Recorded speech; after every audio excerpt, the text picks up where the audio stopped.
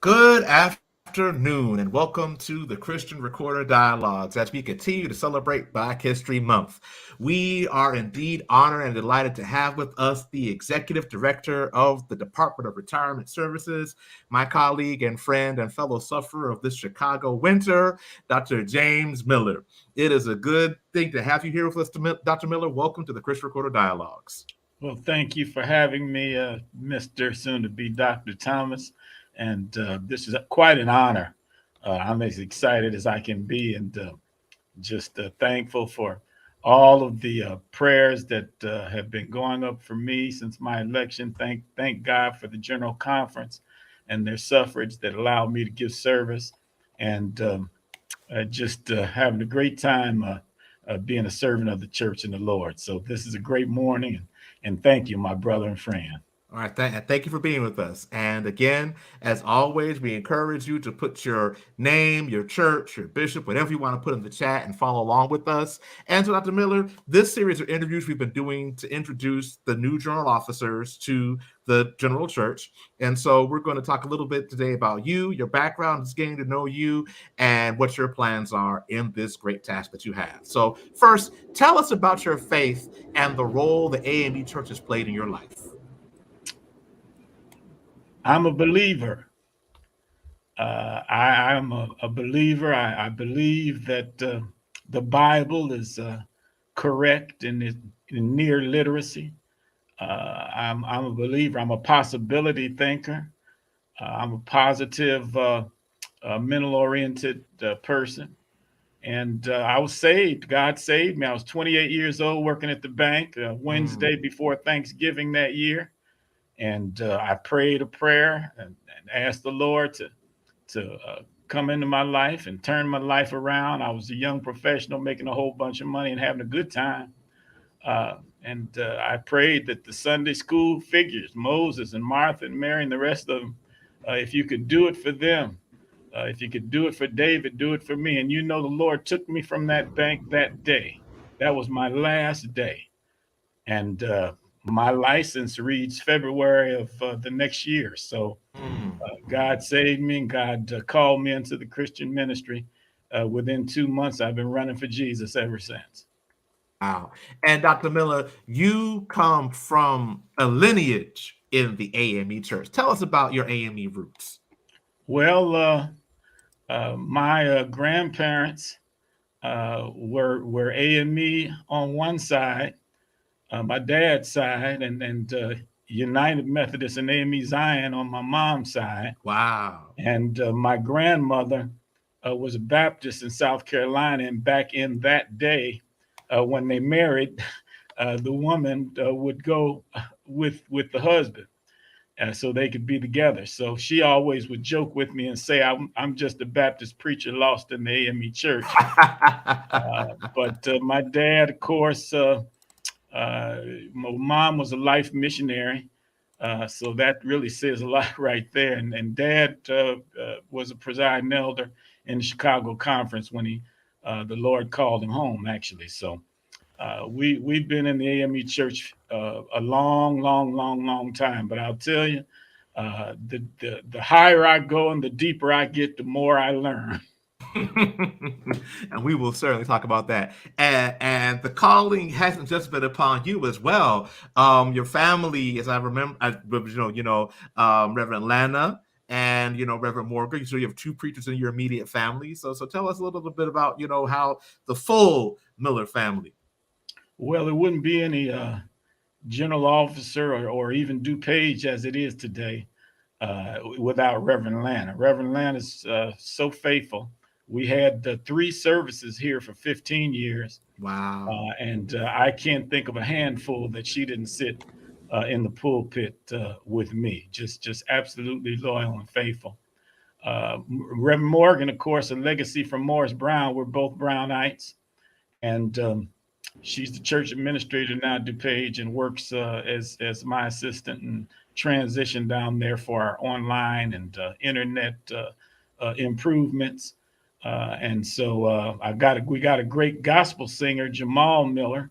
Mm-hmm. He's an MBA in his professional corporate life, but he sings to the glory of God. And anybody who's tuned in to DuPage over the years has heard him sing. He's singing a couple times a month. Then we've got a medical doctor, our youngest daughter, Dr. Ashley, and she went to Yale University on a scholarship, I'm glad to say.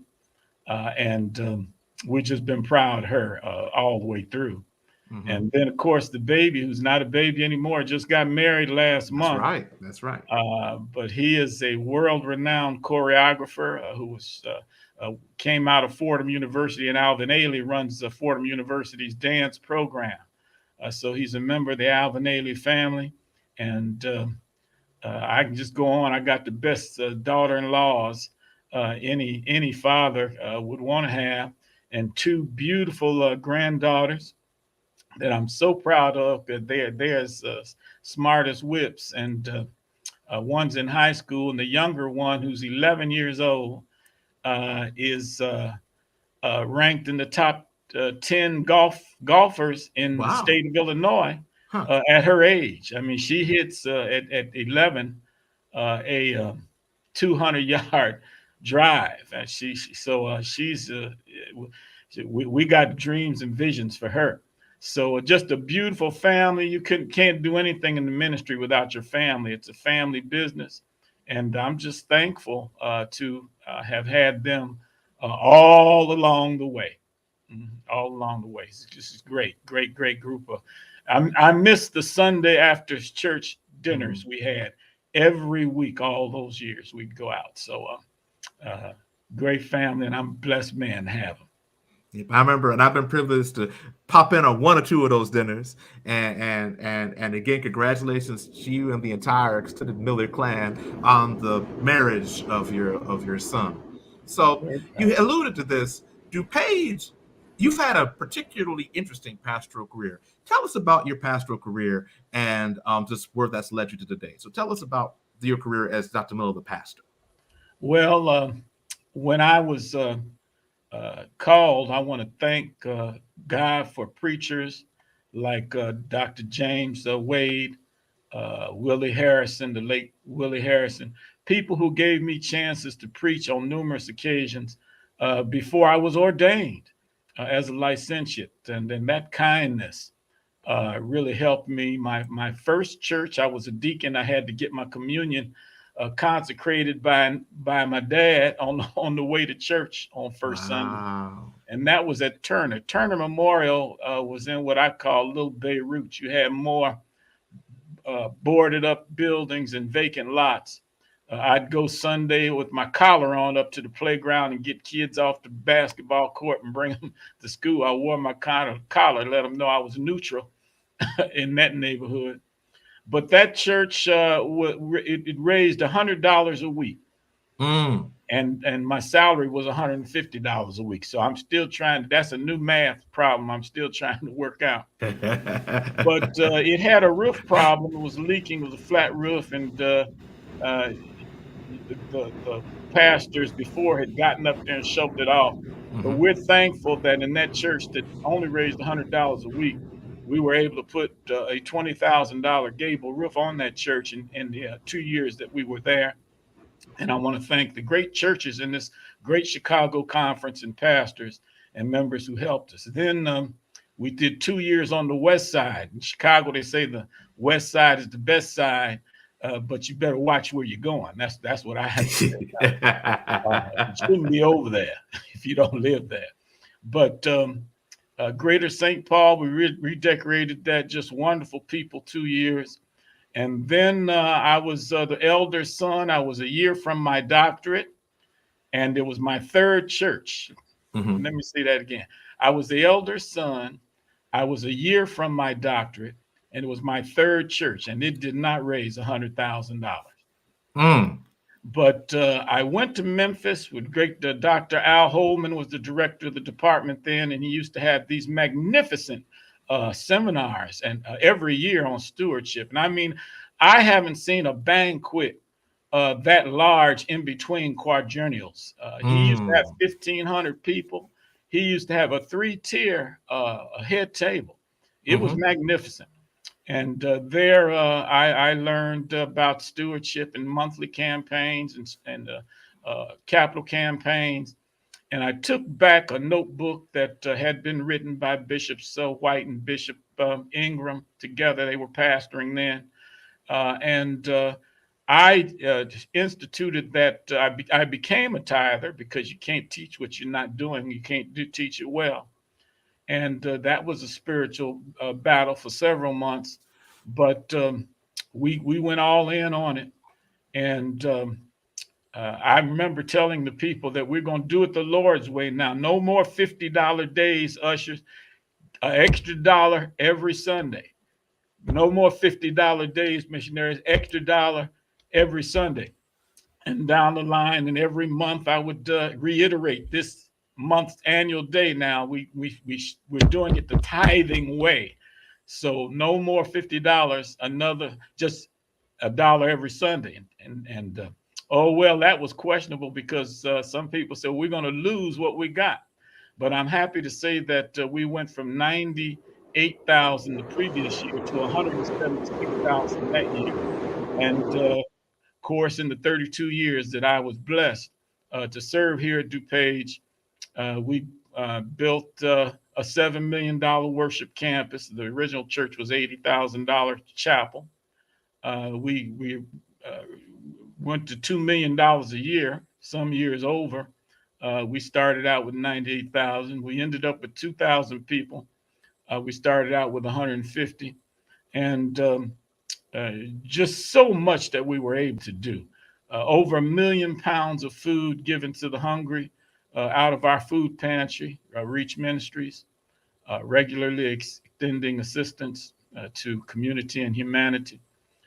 We had over $500,000 in scholarships to our graduating seniors right here at DuPage.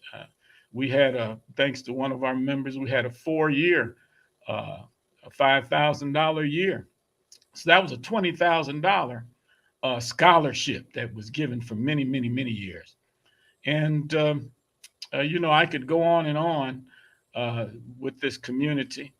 I was the pastor of Sandy Bland, and when she lost her life or had it taken down in Prairie View, Texas, Hmm. we became fully involved in the Black Lives Matter movement and brought more than one protest or march to this suburban community. I'm Hmm. happy to say they received it very well. So it's been a very, very impactful and at times dramatic. I have had the privilege of baptizing a baby, uh, marrying that child when they got older, Wow. baptizing their children, Mm. and then burying their parents. Wow. So this has been quite an experience because of the tenure, and it's not the normal model of itinerancy, Hmm. but it's what how the Lord led me, and I'm so thankful to have had the privilege to make the contributions that we were able to make in this community. And just talking about the fact that your unique story of being one of the most successful church plants in the denomination, and also seeing how DuPage County has changed over the years for African Americans, and being the lead African American church in that area.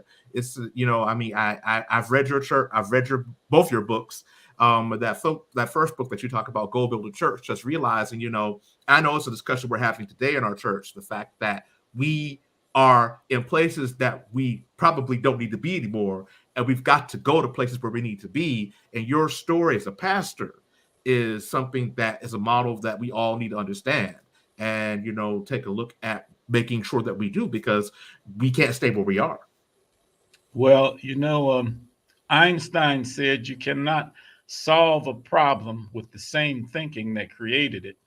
And that's why every interaction and challenge I like to include the generations behind me because there's a newer thinking that is going to be required for us to evolve our culture so that we can uh, maintain a sustainable model for our church.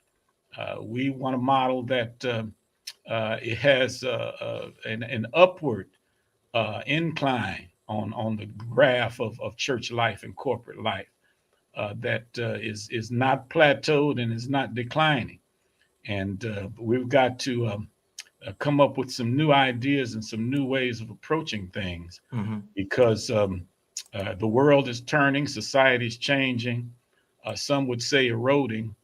Mm-hmm. And where is the Christian church today when the governments have taken prayer out of school, the Ten Commandments out of the courtroom, nativity scenes off of the public lawns, and all of this, in addition to the other cultural issues that we have, we've got to continually tweak and reorient ourselves so that we can uh, serve the present day.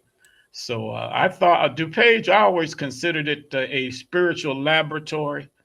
We tried so many things. You talked about the first book, Go Build a Church Spiritual Administration for Growth.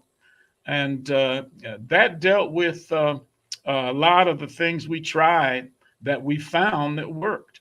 Mm-hmm. And across the board with worship, evangelism, stewardship, financing, capital campaigns. If you do not have the book, whoever may be listening, Go Build a Church, and you have a thought or vision or are involved in a capital project, a building project, you've got to get that book simply for chapters 5 and 6 because you'll find out how to finance that and you'll find out how to make an application to a financial institution that will always be approved. I have never been turned down. Thankful I learned a few things at the bank, but I have never been turned down for any type of loan or credit card or anything, personally or privately or with the church, because of the things I learned and how to put an application for finances together. And That was back in the day when we were building and so on and so forth. The first, at least the sanctuary, not the wing. The second book, Increase, A Path to Abundance for the Local Church, is really an expansion of chapter 3 of the first book, which was on stewardship. And Increase, chapter 5 again. I guess I'm hitting on chapter 5 today. The Spirit is, and that's affirmation. But it is a complete guide to how to do a stewardship campaign in your church. And they're enjoyable, they're engaging, and they're edifying. The people want to do it again. I've done it. I did it every year for 30 years as pastor, DuPage. And I was very blessed to go across the connection, make a lot of friends. But we went to counting 100 churches. And out of those 100 churches, only 2 churches did not experience some increase. And we mean immediately after we had completed. So this is one of the things that we're very hopeful of in the department.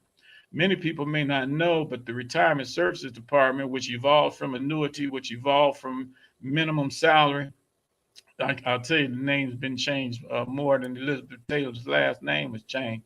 But that department was merged some 12 or 16 years ago with stewardship. And when it went into stewardship, into the retirement services, and it lay dormant for many years. And that's really how I got in the position I'm in. I was praying in my office one night, seeking God's direction, and lamenting the condition of churches, the frontline churches, where you got pastors who are bivocational because they're helping to pay the church's bills. Where you've got people, the morale is low. You've got these challenges out here, and if we can revive the stewardship component of the department. So the Lord said, run with the vision to revive the stewardship component. Most who heard me on the campaign trail know that is what the Lord called me to do. And I'm happy to say that the Lord's also making a great way for it, so that we can get resources to the local churches and local pastors, address the economic challenges of local churches and the local pastors, and help them to meet their obligations. So we're very, very excited, and we really want to be a blessing to the church as we pass through this responsibility that we currently have. Dr. Miller, that was on my next question to ask you. What led you to move from this role of being a pastor to being in this place? And I'm glad that you mentioned the stewardship. But before we go for our break, I want to highlight a comment that someone said here, and we're going to get back to this. It's from Cynthia Gordon-Floyd, the chair of the Labor Organization's the Labor Organization's Budget Commission. She was like, I hear the sound of a pastor in your voice, and everyone needs a pastor. You've obviously loved to serve your congregation. So we're going to talk a little bit more about how your talents as a pastor have led to you in this new role and the challenges and opportunities you face right after our commercial break.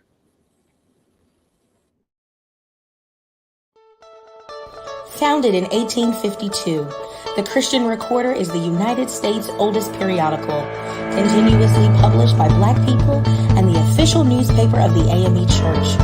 We are your official source for AME news, featuring a diverse array of writers from around the world. Be sure to check out our TCR Dialogue series on YouTube. Paid subscriptions are $36 a year.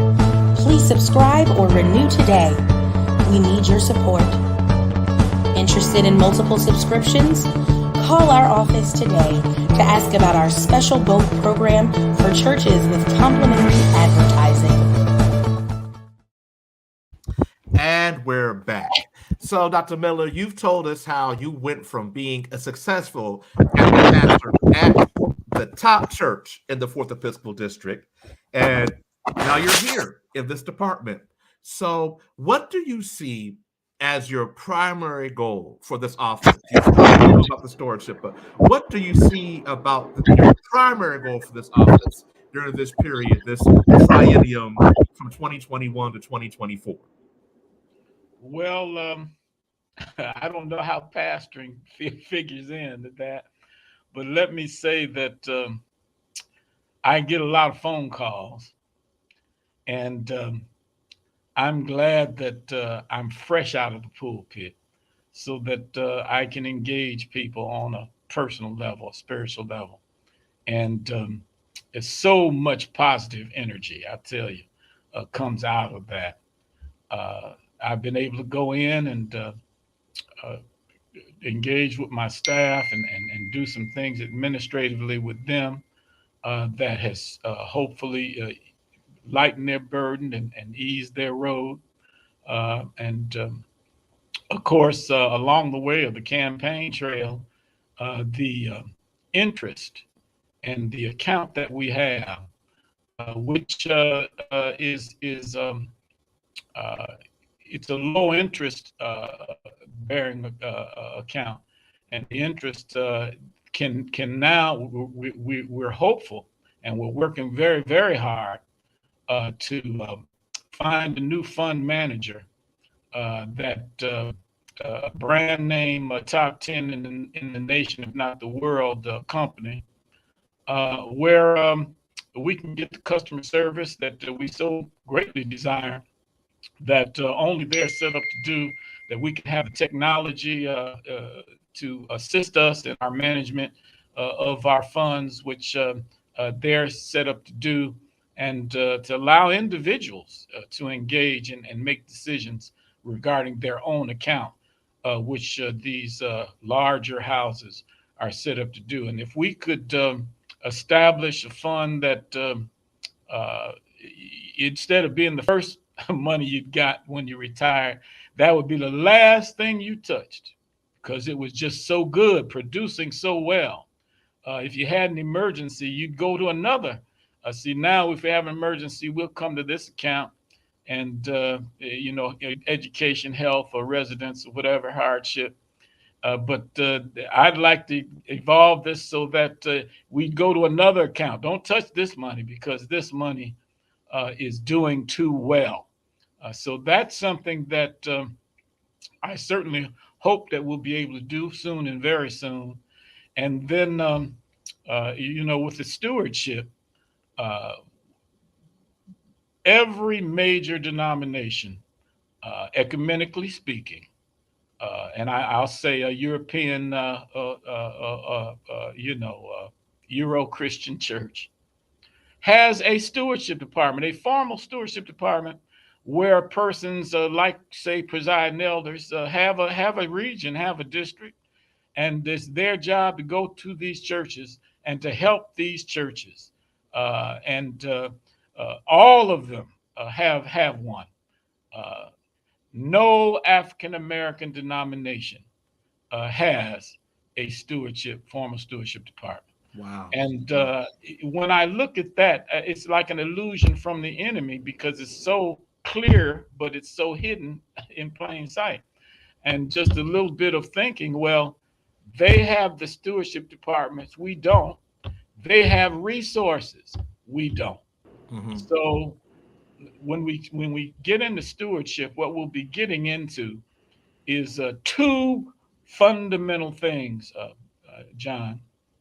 First of all, stewardship is management. Hmm.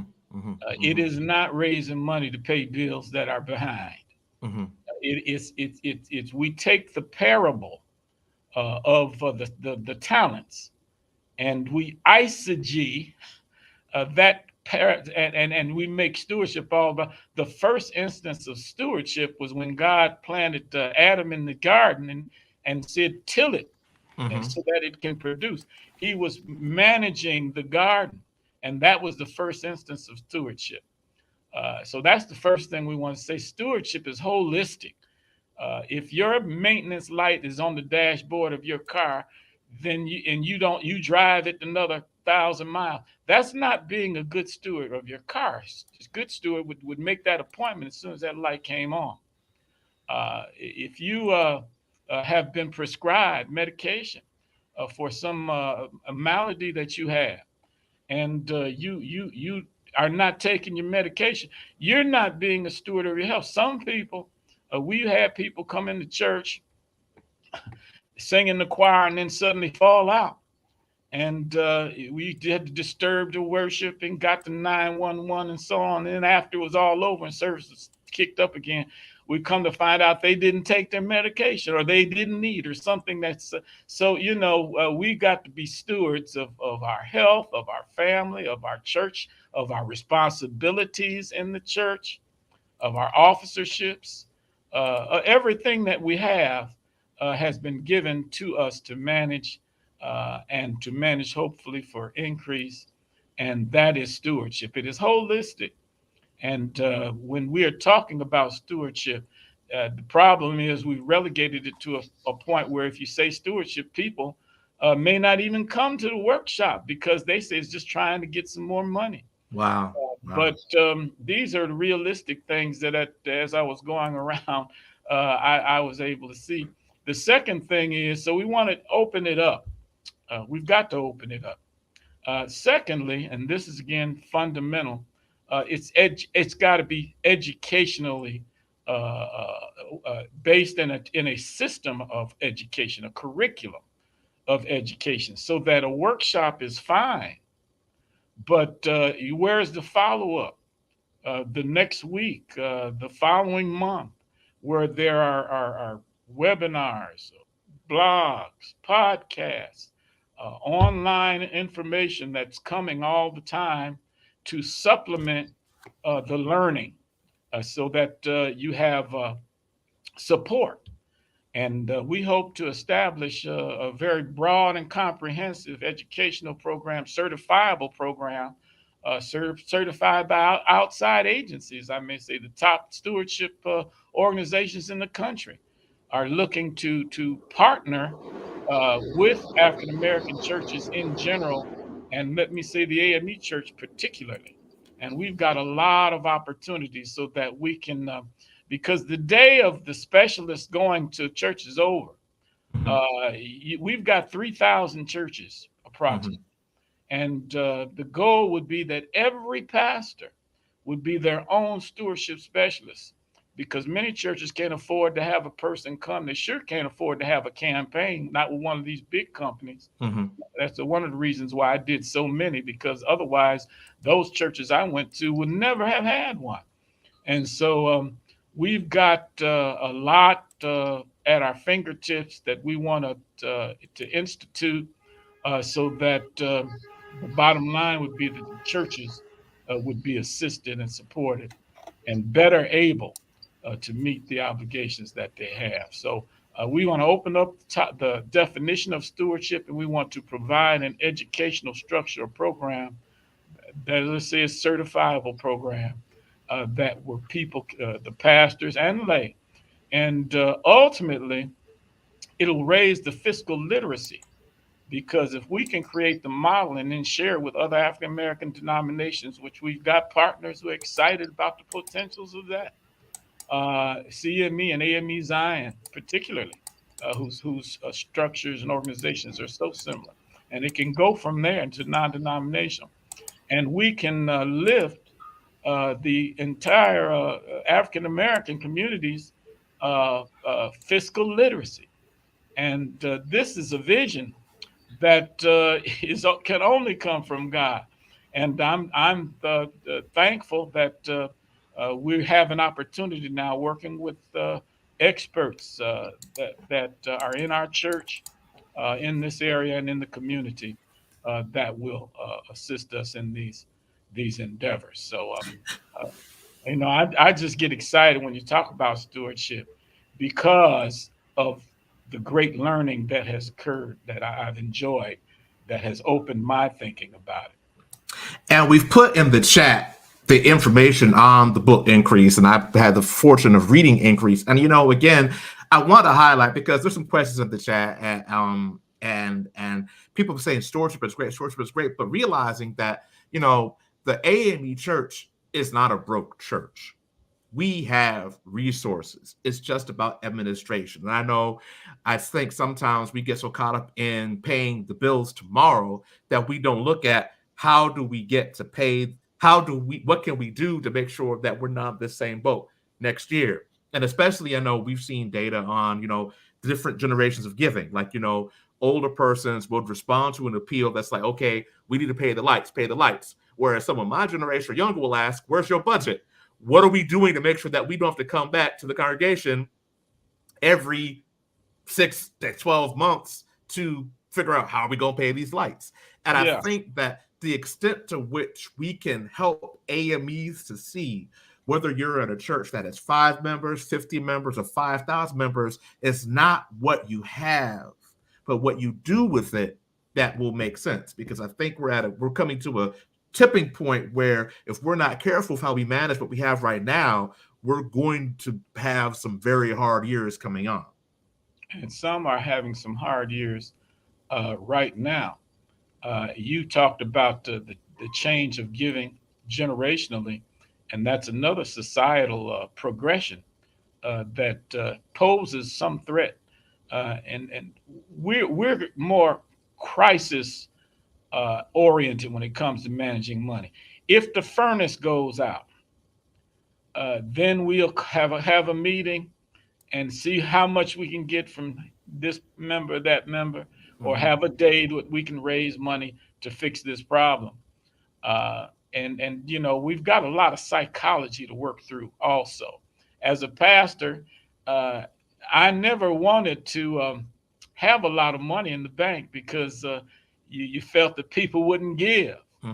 At the same time, you got to have enough so that you've got a cushion against some of these emergencies. And let me say something about a budget now.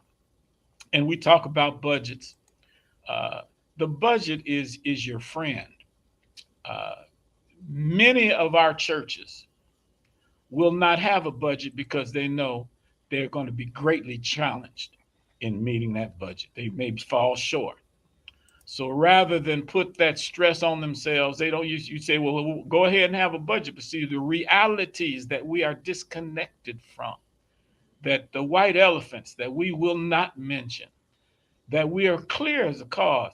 But I want to say your budget is your friend, because either you're going to have more income than your expenses. So you're going to have, and it'll be all lined items. So as your money in, money out, what you got left, that's your budget and what you're going to spend it for. But if you don't have what you need, and you look at that budget and you say, well, we need, say, $100,000 this year, and we can't see our way past 80. Well, Dad always used to say, well, leave something for the Lord to do, because now we can pray. And I'll tell you what, when we pray, we'll get direction and we'll see miracles, and we will grow. So I'm reading a book now, Overcoming Fear, by Dr. William Watley, who is the most prolific writer in our church, if not in Christendom today. Man's written over 30 books. But we've got to be able to address the realities.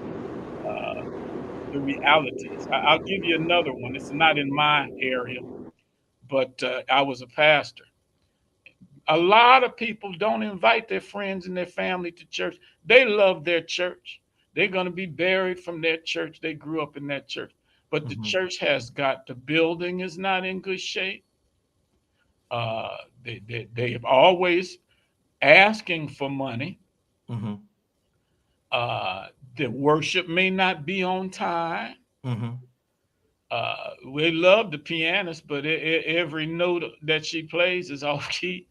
We love our church, but we won't invite anybody because we would be embarrassed.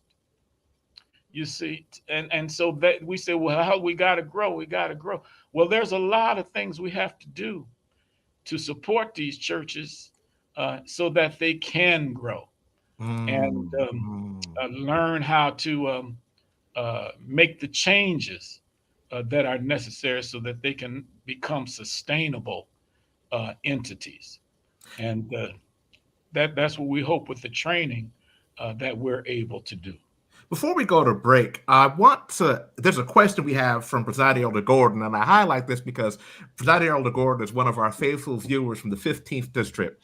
And Elder Gordon asks, how does this impact districts 14 through 20? And we've talked offline about the work and how you're trying to expand the vision of the department to go to districts 14 through 20 outside the United States. What are your thoughts? What are your ideas? Well, first, let me shout out to Elder Gordon. I know Elder Gordon very well. We have broken bread on both sides of the ocean together.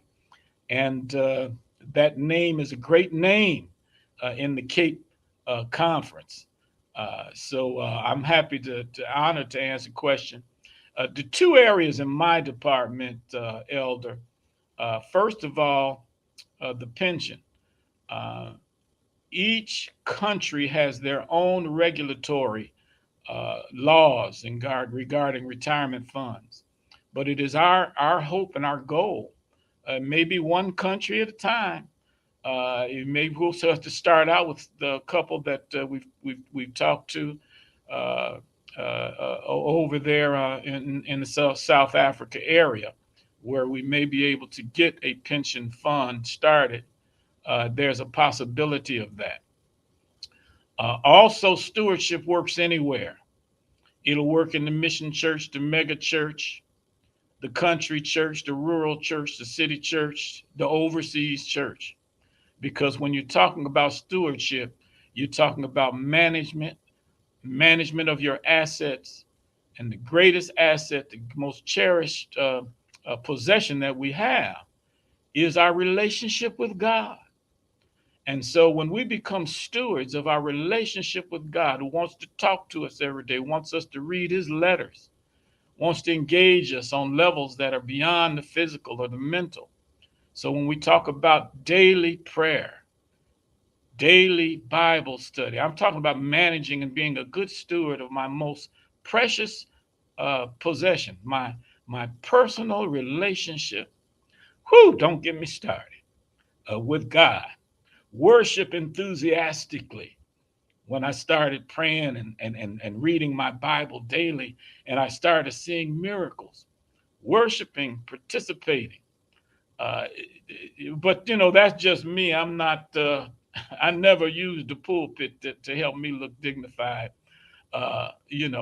And they told me in South Africa, don't cross your legs on the pulpit because it's an insult for people to see the bottom of your soul. So different shoes, so different things like that. But helping other people, helping other people who are less fortunate than ourselves. There's no greater joy than to see a child's face. That's why we used to have the angel tree every Christmas. Praise the Lord. And then fasting and tithing. And I like to put tithing last because we'd rather not fast. We give you all our money as long as we can have fried chicken. But and I have a sense of humor, so I hope you're getting it. But when we begin to intentionally manage our personal relationship with God, a lot of things, not just money. When I went to churches, miracles happened on some occasions. Maybe they wouldn't raise any more money, but then I'd get a call in 2 weeks to say, Dr. Miller, I just want you to know that when you came, we had a $3,500 bill, electric bill, and we were trying to figure out how to pay it. The people just called us and said, not only don't we owe them 35, but we've been overpaying and they owe us 35. Miracles. So, and there were other things with personnel. There were people who were strongholds. You may not believe it, but we got one or two people. As long as they can sing the solo, it doesn't matter if anybody gets happy. It doesn't matter if anybody joins the choir. As long as I'm directing, it's all right.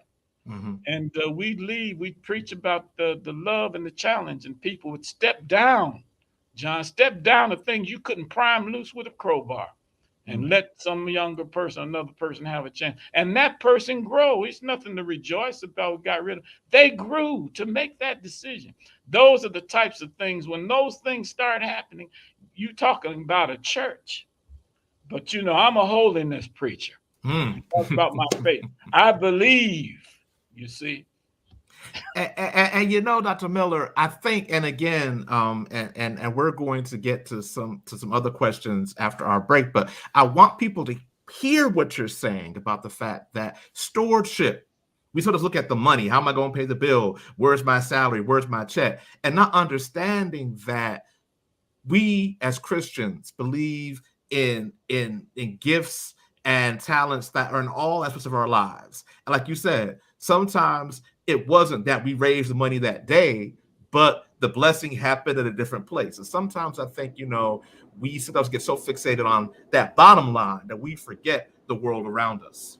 As you know, what Sidney Williams, he and I have talked several times, and again, this whole point of this poverty mentality of how we don't have anything when we have assets, we have land, we have churches, we have talents, we just don't leverage them because we're so fixated on where's our money.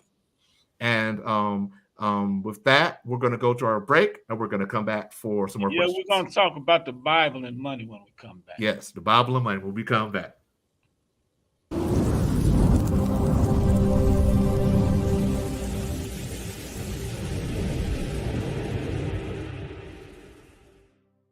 $19,000 hours.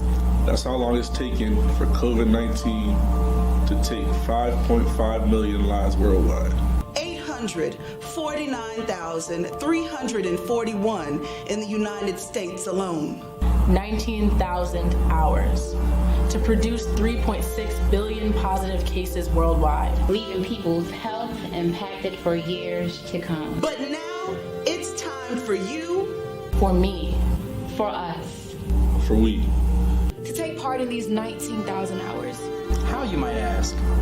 By becoming vaccinated.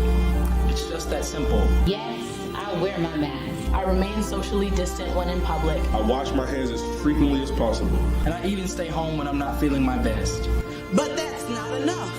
The creation of frontline defenses are the only way we will beat COVID-19. Become vaccinated. Because I choose you. Now, will you choose me?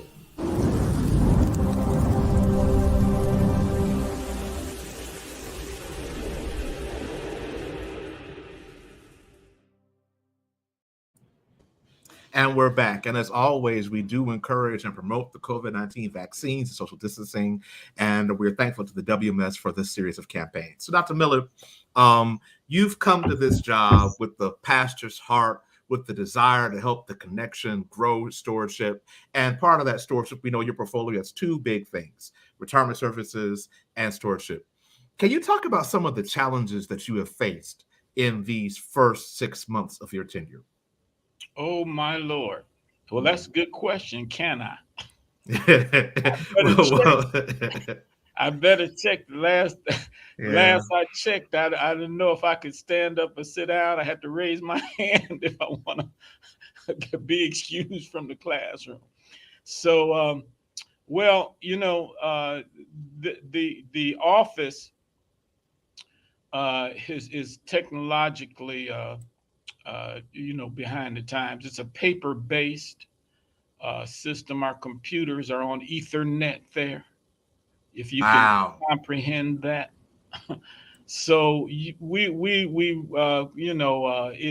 a lot of streamlining and improving but just to learn how to work with that paper in the meantime, while we're going into the future, is something that coming from DuPage, where everything was rocket science, to go where I have to look for an eraser sometimes in there so I can.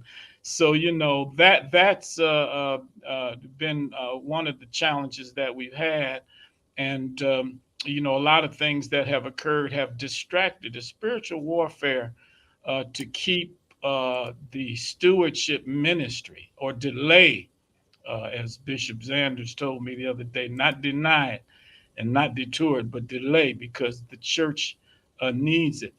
I came upon a lot of stats as I was traveling and looking at this stewardship ministry and this campaign, and particularly with the pension department. Only 1/3 of our pastors were paying near the full amount, 10 or 12%.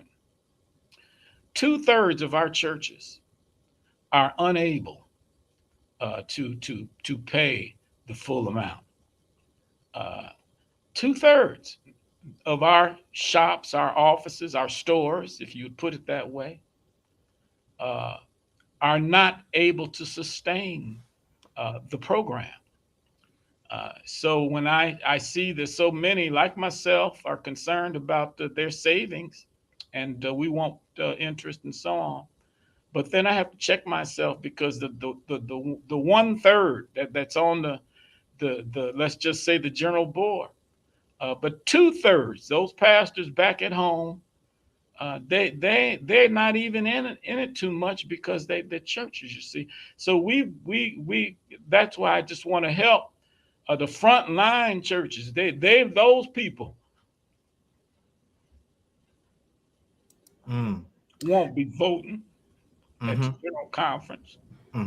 It's the smaller pastors, the ones that are 7, 8, 9, 10, 12 on the rolls, that are feeling the most. And I know one of the frustrations that I've had is watching persons make decisions who have money and not hearing the voices of those who are the ones that are going every Sunday, sacrificing for their family, making these sacrifices. And what is the church doing? And see, that's it's an affirmation of every church. You don't have to have 100 or 1,000 members, but you can have a vibrant church. Oh my God, you could have 30 people and something going on. People have a good spirit. Things are happening. You know, they didn't build a $7 million campus, but they got a new roof on. You know, they painted. They changed the carpeting. They gardened outside. And they, of course, ministered to the community. Maybe they couldn't give away 1 million pounds of food, but all they need to do is give one bag away. The one that got it'll be happy. So, you know, it's not the size of the church or the celebrity, if I could even put it that way, of the pastor. It's the vibrancy of the ministry. And you can go to some big churches and sit in those churches, a whole bunch of people sitting there and never saying amen. And you can go to a little church with 10 people, man, they won't ever sit down. They don't even need pews. I can take you up to Michigan. One of those little places I went, that church was on fire. They didn't sit down till halfway through the announcement. So I tell you, we got some great churches that are not known. Yeah. And Dr. Miller, you know, we've talked about this, and we all know there's an elephant in the room, and we know this. And we've also seen in our time together your pastor's heart, your desire for the church to do well, be well, and take care of its people. You're a pastor. You were a pastor. You're the son of a pastor, son of a presiding elder. Your wife is also the daughter of pastors.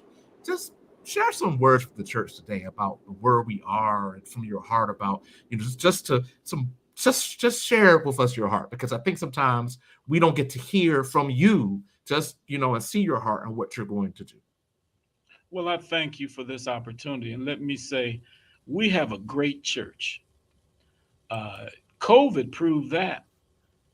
We were all looking to see how far down, not if we would go down, but how far down we would go when we couldn't gather anymore. People risked their lives to gather. And the opposite was true.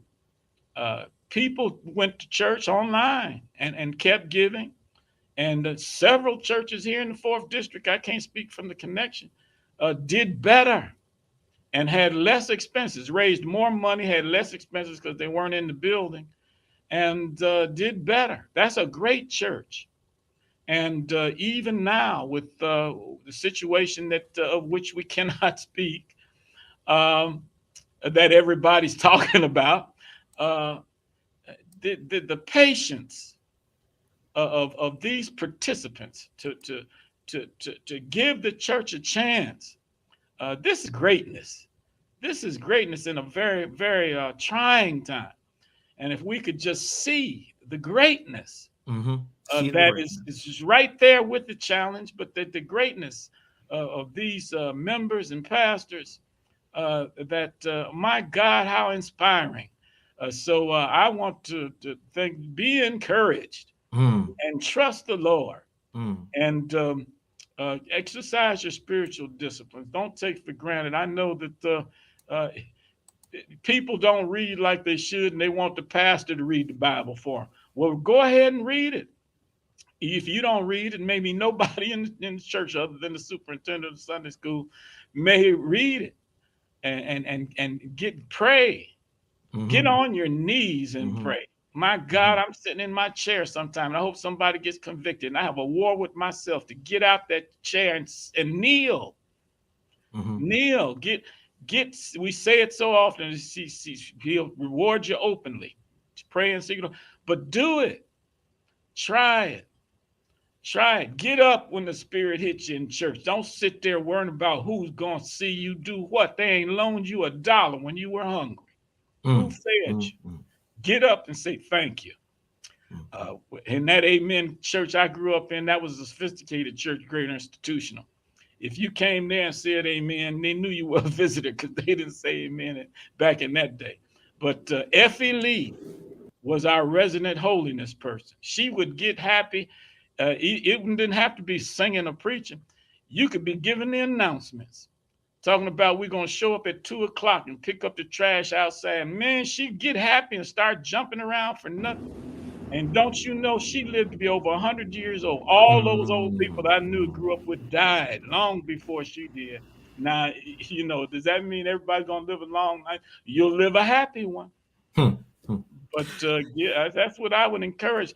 Work with your spiritual person and the Lord who loves you and everything else. And I'll tell you this, you'll be shocked at the grace of God. Shocked. And again, I appreciate this call, the spiritual discipline, this call to hope. I don't want. Can I say holiness? I don't know if I'm allowed to say holiness, but this because you know, even in the midst of the trials that we are facing as a denomination, and also more largely as Black people, you know, globally, we believe in the God who restores, redeems, and we cannot let whatever we're going through rob us of our praise and belief in God.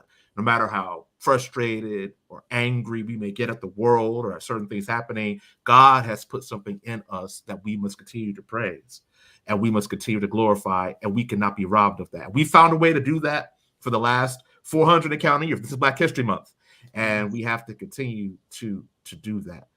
Dr. Miller, when your tenure is finished, because you're not going to be here forever, when you retire. Sir, listen, COVID took a year, so it's already down to 7 years. I know you can't tell I'm 68 years old. Y'all, Reverend Landa keeps you looking good. Reverend Landa keeps you looking good. You know, so I hopefully and prayerfully, you know, you take one day at a time. There's another general conference, and we take nothing for granted when we're working for Jesus.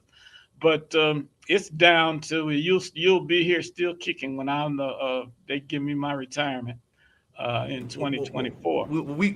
Well, that's in the hands of the general conference. But when your tenure is finished, what do you hope that people will remember about the stewardship of Reverend Dr. James Furman Miller? Well, that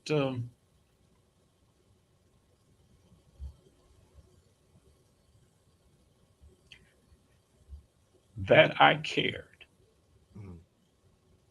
I cared.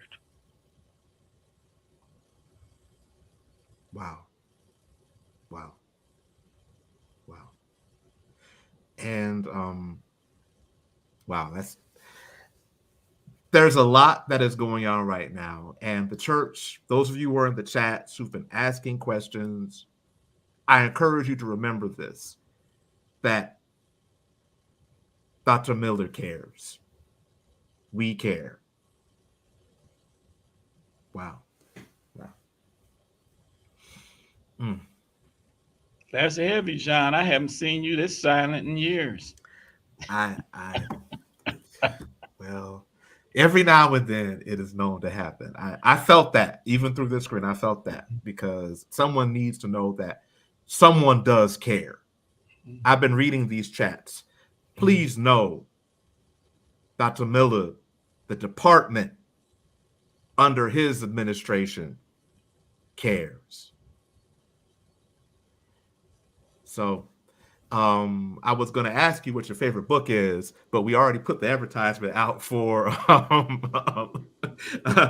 increase. But we've been talking today about just advice to pastors. And again, I want to reiterate this fact that you're encouraging us to go past today and look at our full culture of stewardship, if you will. Yes. So as we close, just give us some final thoughts. What should one person take away from today as we've talked to us about the church, the department? What is one change we can make in our lives today to be better stewards of what we have? Well, we've got to recognize that the church can be better because every Christian can be better. And since we are the church has a lot of potential and a lot of opportunity in front of it. And if we practice a little more of what we're preaching, especially when it comes to tithing, some say tithe because God told you, but God told you so many things you're not doing. That does not influence the person. And we don't want to guilt people into tithing, and we don't want to fool people with this myth of prosperity ministry, which is grocery store gospel of buying a blessing. Because if you got anything to give, you are already blessed. So that's putting the cart before the horse in any event. But my theology of stewardship is rooted in gratitude. If you read Genesis 14 and you see that story about Melchizedek and Moses and saving Lot, and Melchizedek came out to meet him. He was the king of Salem, which is interpreted shalom, and then reinterpreted as peace. So the king of peace went out with bread and wine, which this is, you're about 1,700 years before the Christ. Wow. You'd haven't even had the Passover yet. But here comes King Melchizedek with bread and wine. So I paid attention to that. And he got up to Abraham and said, the Lord blessed you. God blessed you, and to God be the glory. That's all he said. And Abraham tithed was the next scripture. He didn't tithe to get the victory, he already had it. But he tithed because he was thankful. And so whatever is going on, there's always something to be thankful about. And when we start, I like to look at the Lucifer. I did a Bible study one year on Know Your Enemy, and it was a biblical biography of Satan, which you have to jump around and put it because it's not in literary or chronological order in the Bible. But we say pride was the seed or the first sin, pride. But I like to throw in there ingratitude. My God, he was the most beautiful angel. If we read the Bible, it tells how he was adorned with precious jewels. He was right there in the family. Because Jesus is the son of the morning star, and Lucifer was the son of the morning. Oh, son of the morning, how you fallen. And he had authority. Job says he went to and fro in the land. So he was a field man. He didn't have supervision, that close supervision. So he had authority, he had beauty, he was familiar in an affectionate way. He could have said, I'm thankful. I'm thankful. I don't have to be in the Holy Trinity. But what did he do? He said, I'm the most beautiful. I got this. I got that. It should have been a holy quartet. People like that say it should have been a Trinity. I should have been the third one. They don't care about somebody else. They want to be. And that's what happens in the church.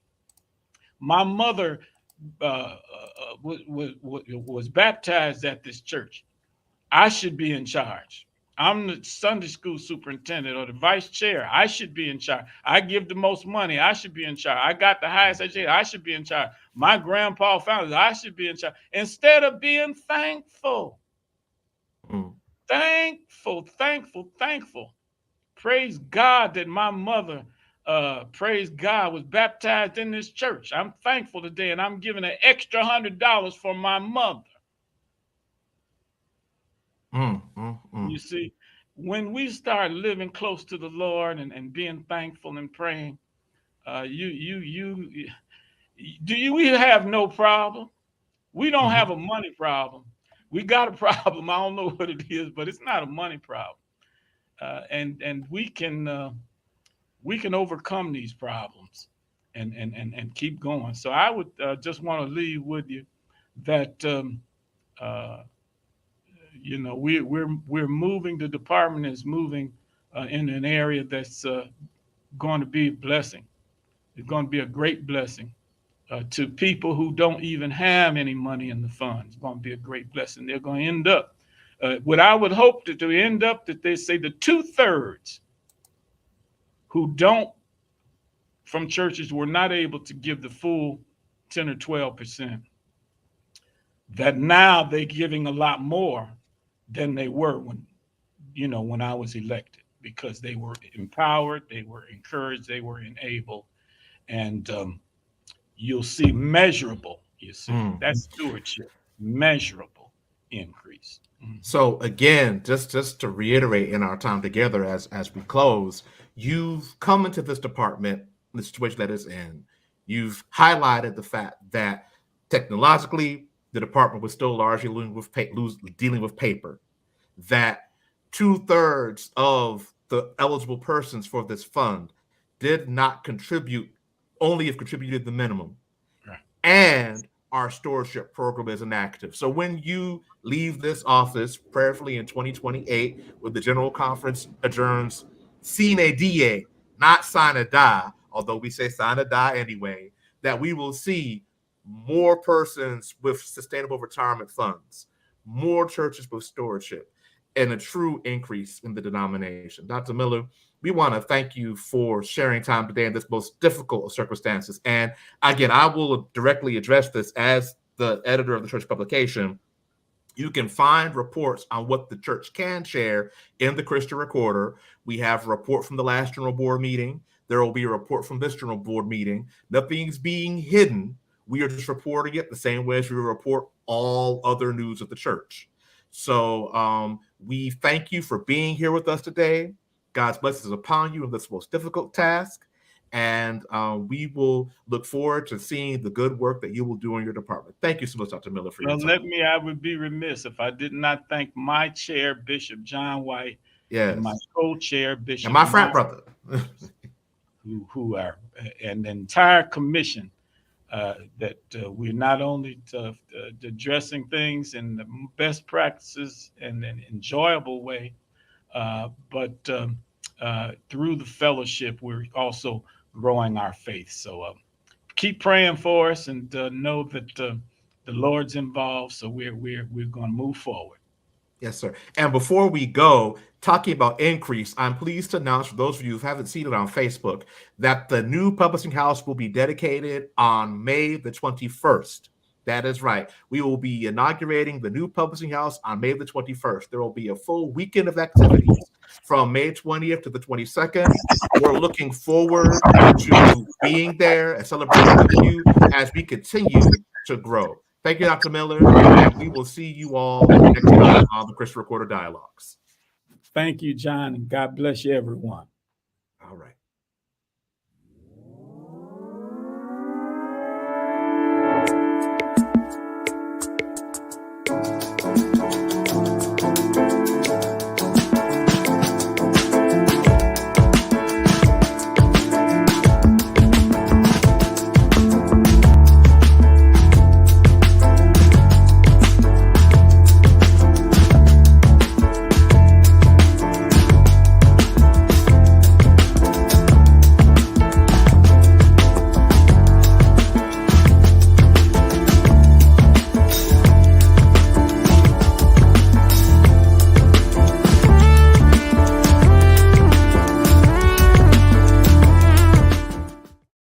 couldn't hear John.